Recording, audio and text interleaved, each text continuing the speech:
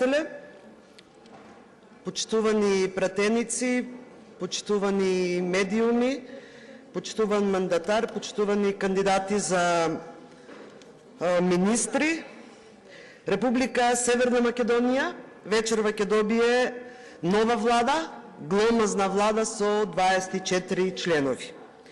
И овој пат повторно имаме различни изјави и повторно имаме лаги за еден краток временски период. Од првичните изјави на ВМРО-ДПМН по победата на парламентарните избори дека владата што ќе ја формираат ќе брои 16 членови, денес пред нас е предлог зголемен дури за 50%, односно за нови 8 министри. Ке има прв вице-премиер, ке нема прв вице-премиер, различни изјави доаѓаат, на крајот да, ке има повторно прв вице-премиер.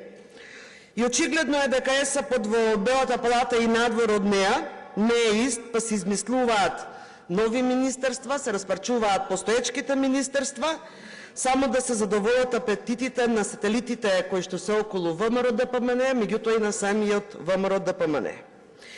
И секако да се оправда сето ова, се користат убавите звучни зборови, реформа, нов почеток и слично. Но сосема е известно и впечатливо дека ниту нов почеток ќе има, ниту Р од реформите ќе има. Дополнително на тоа, ако се погледнат биографиите на кандидатите за министри, ќе видиме дека нов почеток со најголем дел стари корумпирани кадри, кои што беа дел од режимот на ВМРО до 2016 година, секако нов почеток и реформи не може да очекуваме од нив. Единствено што може да очекуваме е да си ги засукат ракавите за рачињата подлабоко да им брцнат во медот.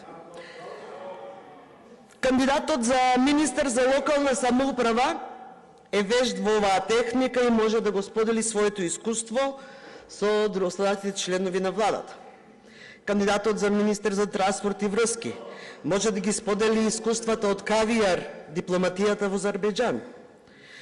Кандидатот за министер за одбрана може да го сподели искуството од јавното предпријатие за државни патишта, Министерството за транспорт, а Горан Минчев, кандидат за министер за администрација, неговото искуство од директорувањето во СОЗР. Владата со ваквиот предлог на кандидати има одличен потенцијал за споделување на вакви искуства. Меѓутоа, покрај ваквиот потенцијал, предложените кандидати имаат и одлични биографии, импозантни, дури на 5 реда, особено во областите за кои што се именувани со искуство од 0 денови. Така, видно од предлозите, министерот за социјална политика, демографија и млади ќе ја води историчар со искуство на бензинска пумпа, 10 годишно искуство во енергетскиот сектор. И тоа се два сектори кои што се тесно поврзани со социјалната политика, со демографијата и младите. Дополнително, во ресорот кој што ќе го води овој министер, ќе треба да се грижи и за родовата еднаквост и за недискриминацијата. И може би научил нешто и извлекол поука од неговиот агресивен говор, понижувачки однос, обвинувања кон една жена новинарка, зашто соодветно реагира и Сдруженијето на новинари на Македонија, за време на кампањата која беше кон независен кандидат за градоначалник на Кичево. И да не заборавам, во биографијата на овој кандидат за министер, во делот на работно искуство си оставил својата независна кандидатура за како работно искуство.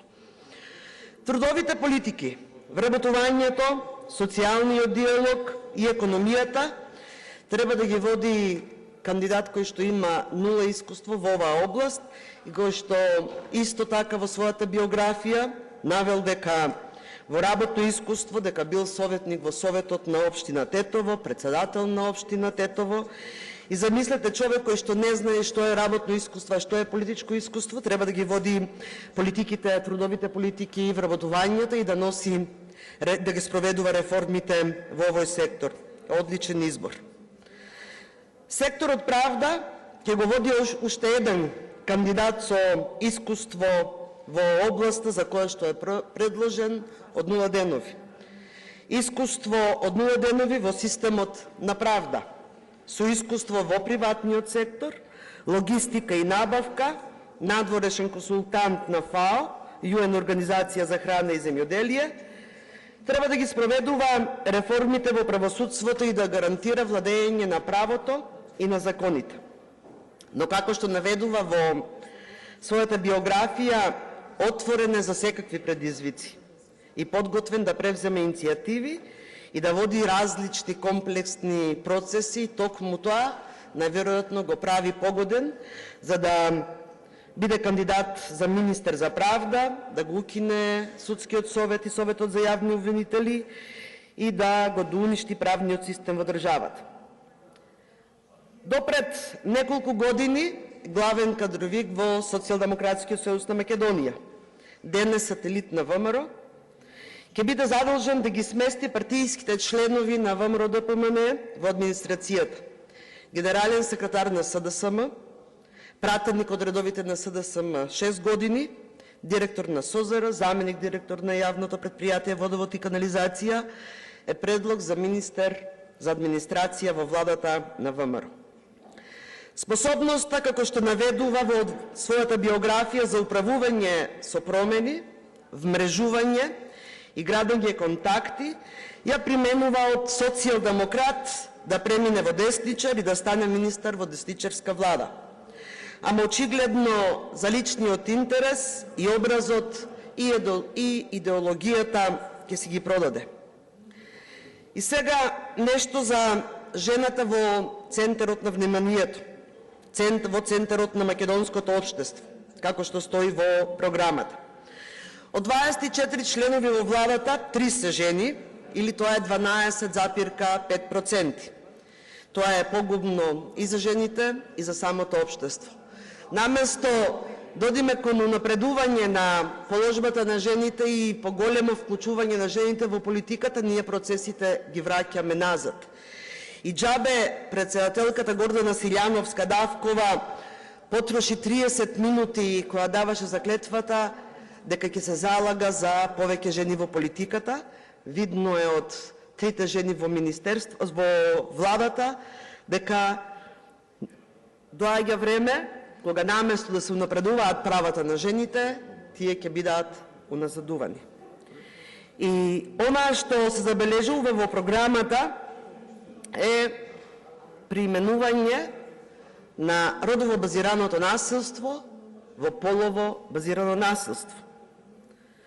Со полово базираното насилство нити сме се бавеле, ниту сме дискутирале.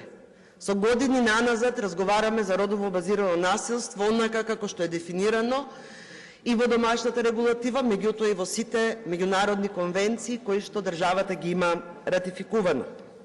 Или пак, како влада, ќе го следите примерот на неколкуми на ваши градоначалници кои што зборот род и родова еднаквост ги избришаа од сите документи во локалната самоуправа. Или пак ќе ги промените меѓународните дефиниции, ќе ги промените и ќе ги откажите ратификуваните меѓународни конвенции, или пак ова е уште едно ваше лицемерие. Но ништо ново за вас.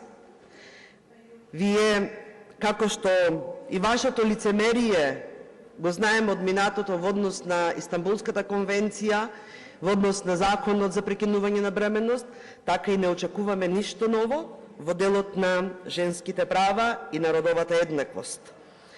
Затоа доаѓаат тешки времиња и за родовата еднаквост и за правата на жените во општеството. Времиња кои што нема да донесат унапредување на правата на жените, ниту пак на нејзиното место во општеството, напротив, ќе гледаме политики со кои што ќе се назадува положбата на жените во сите сфери на општественото живење. Со програма која што нема конкретни мерки и политики, туку само декларативни заложби, нема ништо и нема никакви реформи, ниту нов почеток. Ви благодарам.